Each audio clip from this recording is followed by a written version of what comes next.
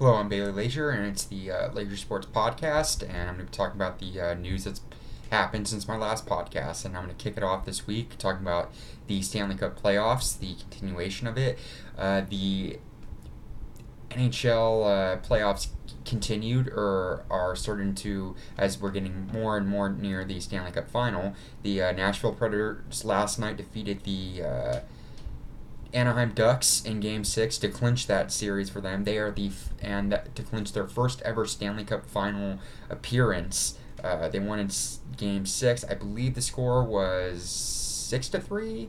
I think the score was, but a really big game for them. Hasselhoff, they played a very hard series.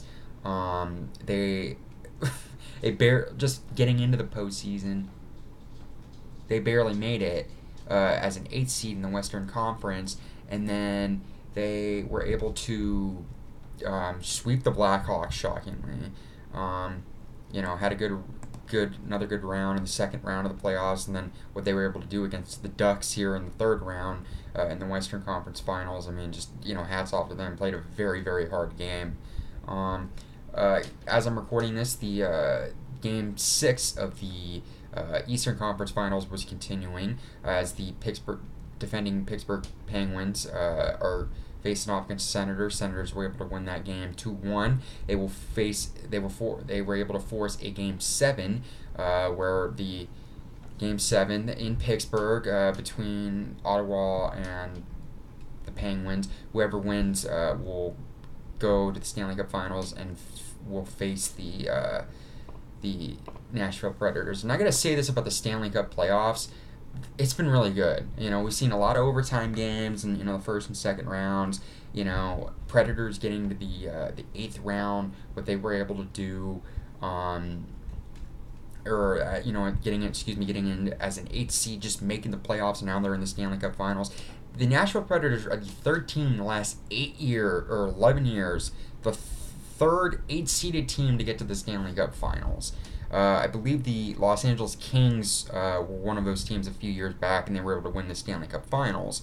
So very impressive for them. I think whoever the Preds face, I think it's going to be a good Stanley Cup Final. Whether it's Pittsburgh or it's Ottawa. I think if it's Ottawa, it would be kind of cool because you got one team that, these two teams have. I think Ottawa, the last time they won the Stanley Cup was back in the early 1900s. Last time they were in the Stanley Cup final was in 2007. And Nashville's never been to a Stanley Cup final, so it's going to be a pretty interesting Stanley Cup final coming up. It's going to be a very good Game 7 of the Eastern Conference Finals between the Senators and the Penguins. So that's it for the NHL playoffs. I'm going to talk about the NBA playoffs, which a lot of people have been kind of pretty disappointed with, just because of the blowouts and the dominance of the Warriors and the Cavs. Kevin Durant made comments about that, and he said that if you don't like it, watch something else. Don't watch it then. And then Charles Barkley, he's been making comments like, "Thank God the NHL playoffs have been going around because this has just been sad," which I kind of agree with him there. The Warriors last night, as I'm recording this, were able to win Game 4 and sweep the San Antonio Spurs, the Kyrie Leonard-less San Antonio Spurs. That probably was the last game Manu Ginobili is going to play as a San Antonio Spur. Got a hats off to him, winning. He's won a couple championships, gold medalists with Argentina back in the 2004 Olympics. Hats off to him. If this is really it. I think this is probably it, but hats off to him. Warriors dominant. No surprise there. Moving on to the Eastern Conference Finals. After tonight, it was Game 4 between the Celtics and the Cavs. The Cavs, after a disappointing Game 3 in which they blew a 21-point lead, and LeBron James had 11 points. In this game, Game 4, they were down by I think at most 16 points, and they were able to come back and come back from that 16-point deficit. Kyrie Irving, he took over in that third quarter, especially after LeBron James. He had to sit most of that second quarter because he had 4 fouls in the first half. He took over 42 points. LeBron James had a much better game in Game 4 than Game 3, and they're able to take a 3-1 series lead as it will go back to they finally were able to pick it up a little bit, and they're 1 game away from clinching for the 3rd consecutive year Cavs Warriors. So we'll see what happens there. Moving on to the Arizona Diamondbacks. Since my last podcast, they played the Mets. They were able to sweep them. Very exciting moment happened in the in the final game. Chris Herman was able to get a walk-off home run in the extra innings. They were able to finally win their first series on the road against the San Diego Padres. I think they scored 10 runs in the first game in that series, and then 9 runs in the next game. Did not win the series finale. They're currently playing the White Sox. They just beat the White Sox. I believe the score was 5-4, and then they beat them 5-1. So a very good outing from Zach Greinke in the first game. He had 12 strikeouts, and Greinke he's on a roll recently. Jake Lamb was voted National League Player of the Week. He's been pretty good. Paul Goldschmidt had a home run in that first game. I think Lamb had a home run in the second game. Diamondbacks, their hitters are, the Yasmani Tomas is hitting really well.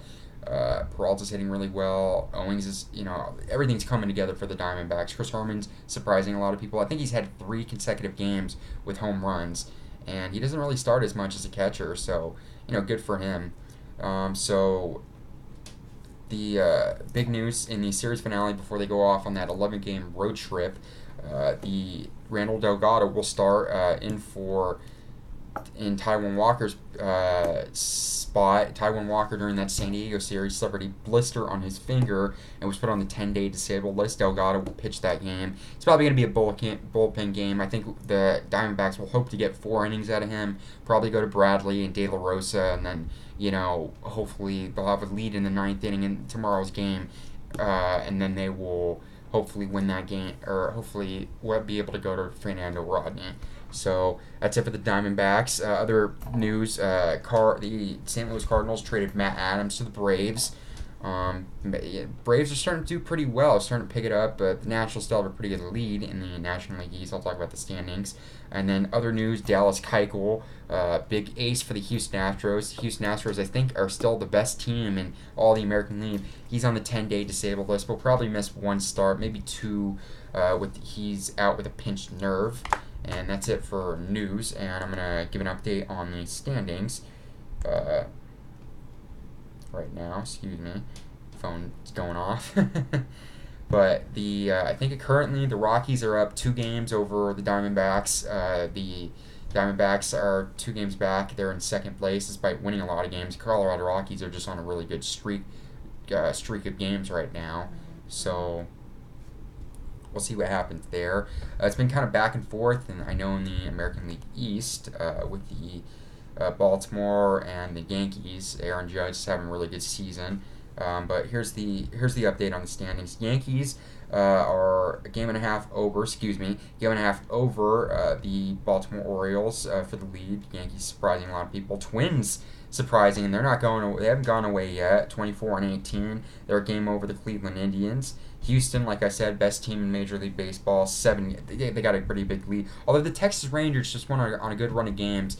They had a 10-game winning streak, lost to Detroit 9-3, but 8-2 in their last 10 games. They're on the uprise. Nationals leading the National League East by 7 games over the Braves. Braves 7-3 in their last 10 games. Mets still pretty disappointing.